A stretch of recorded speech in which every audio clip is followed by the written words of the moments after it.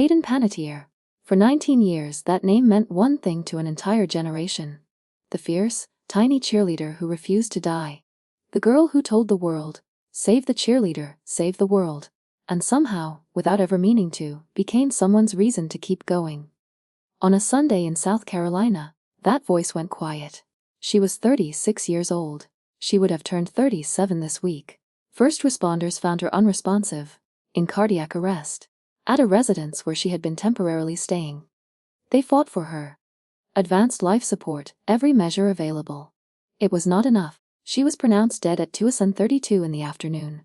An autopsy came fast, the very next day, and it raised more questions than it answered. No signs of trauma. Nothing that explained it. Just a body that had stopped, and a coroner's office left to say the true cause of death was still pending. Still under investigation. Still, in the most painful sense of the word, unknown. Her father spoke first. Skip Panettiere, asking the world for something simple. Privacy. Space to grieve a daughter he called an incredible light.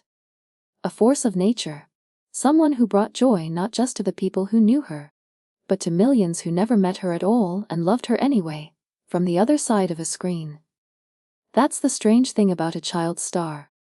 Millions of strangers grow up watching you grow up, and somewhere along the way, they start to feel like they know you. They didn't. Not really. Not the parts that mattered most.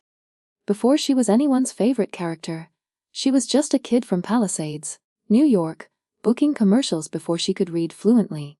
By the time most children are learning long division, Hayden Panettiere already had a career. Are you A having real fun? one, film, Yes. television. The kind of resume most adult actors spend a lifetime chasing. She was in Remember the Titans. She was in Ice Princess. She played Sarah Roberts in Guiding Light at 7 years old. One of the youngest actresses ever to hold a role on daytime television. She built an entire childhood on set, in front of cameras, under lights. While other kids built tree forts and traded lunch snacks. And then came Heroes. A show about ordinary people discovering they had extraordinary abilities. And Hayden, barely out of her teens, became the face of it. Claire Bennet. The cheerleader who could not be killed. Stabbed, burned, thrown from heights, and she got back up every time. It became a cultural phenomenon. A catchphrase parents and teenagers alike repeated without even watching the show. Save the cheerleader, save the world. For a few years, Hayden Panettiere wasn't just an actress. She was inescapable. Magazine covers, award nominations, the kind of fame that arrives so fast there's no manual for how to survive it. Nobody talks about what that actually costs a person until much later. If they talk about it at all. She kept working. Scream 4 put her back in front of horror audiences in 2011.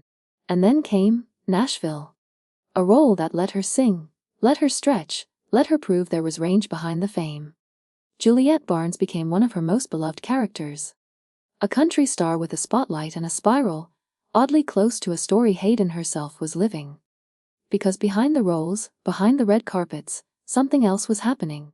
And for years the public had no idea. In 2014 she welcomed a daughter, Kaya, with her then fiancé, heavyweight boxing champion Wladimir Klitschko. To the outside world, it looked like the next chapter of a charmed life. A famous actress, a world champion, a baby girl. What the outside world could not see was what came after. In 2022, Hayden sat down for an interview and said something most people in her position never say out loud. She talked about postpartum depression. She talked about alcoholism, so cute. Is that your and she picture on admitted this? she could no Oh longer my tell where gosh. one ended and the other began. I didn't know where the alcoholism was ending and the postpartum was beginning, she said. And I ran myself pretty ragged. Think about that for a moment. A woman who had spent her entire adult life performing strength on screen, surviving stabbings, fires, falls, as a character who could not be killed, was quietly struggling to survive something with no script and no ending in sight. She didn't stop there. This year, Hayden released a memoir. This Is Me, A Reckoning. And in it, she went further than any interview ever had. She wrote about postpartum depression, about addiction and the long road through recovery, about trauma, about domestic abuse, about loss that never fully closes. It was not a celebrity memoir dressed up in glamour. It was a woman opening a door she had kept shut for most of her adult life, and inviting the world to actually look inside. And loss had already found her more than once. In February 2023, her younger brother, Jansen Panettiere, died suddenly. He was 28, the cause is an enlarged heart, complicated by aortic valve issues. He and Hayden had grown up in the industry together. Two kids raised in front of cameras, bonded by a childhood most people can't imagine. 2 years later, she spoke about that grief with a rawness that stayed with anyone who read it. "I will always be heartbroken about it," she said. "I will never be able to get over it, no matter how many years go by. I will never get over his loss." She kept working through all of it. She returned to the Scream franchise in 2023, stepping back into a role audiences loved her in, even as she carried grief most of them never saw. That's the part that's easy to miss when you only know someone as a name on a screen.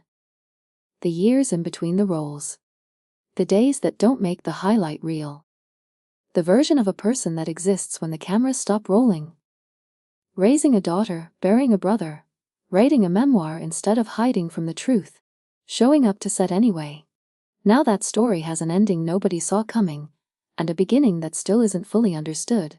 Greenville police and the coroner's office have opened a parallel investigation into her death. What that means simply is this: right now, nobody has the full picture, not the public. Not even, it seems, the officials looking into it. An autopsy came back without clear signs of trauma. That single detail was made public. Almost everything else remains open. There is no dramatic reveal here. No hidden villain. No secret waiting to be exposed. Just a young mother, an unanswered question, and a family asking the world for the one thing fame rarely gives back: key privacy. Hayden Panettiere spent her entire life being watched. As a child actor, as a teen sensation, as a woman who chose, eventually, to speak her truth in her own words rather than let anyone else write it for her. Maybe that's the part worth sitting with. Not how she died, because right now, nobody fully knows. But how openly she chose to live, once she stopped pretending everything was fine. She told us about the addiction. She told us about the depression. She told us about the grief that never resolves. She did that before anyone forced her to. And in an industry that so often rewards silence, that kind of honesty is rare. So maybe the real question isn't what happened in that house in South Carolina. Maybe it's this: how many people who look like they have everything are quietly fighting battles nobody around them knows about? And how many of us only pay attention once it's too late to ask if they're okay? Rest in peace, Hayden. Save the cheerleader, save the world. She gave us that line as a character. As a person, she spent her final years trying to save herself, out loud, in front of all of us. If her story means anything now, maybe it means paying closer attention to the people still here.